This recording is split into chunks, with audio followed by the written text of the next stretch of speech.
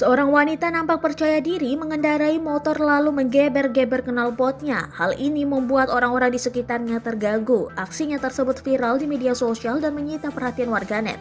Dilansir dari tribunsolo.com, video itu disebut terjadi di kawasan wisata Tawamangu, Karanganyar. Dalam video terlihat wanita itu melintas dengan santainya tanpa mengenakan helm. Ia mengendarai motor sport Honda Mega Pro. Motor itu tak menggunakan peralatan standar sebagaimana mestinya tanpa spion dan menggunakan ban cacing alias ban berukuran sangat kurus. Wanita itu mengendarai motor seorang diri di tengah rombongan pria-pria lain yang mengendarai motor. Bak seorang ratu penguasa jalan, ia tampak begitu pede, melintas tampak khawatir akan kena tilang polisi.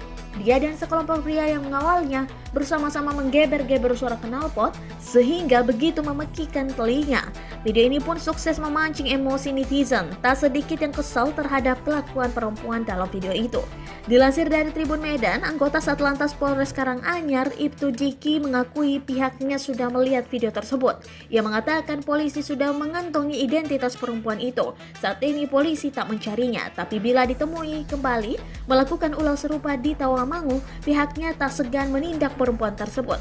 Diki mengatakan perempuan itu diyakini bukan warga Karanganyar melainkan berasal dari Jawa Timur.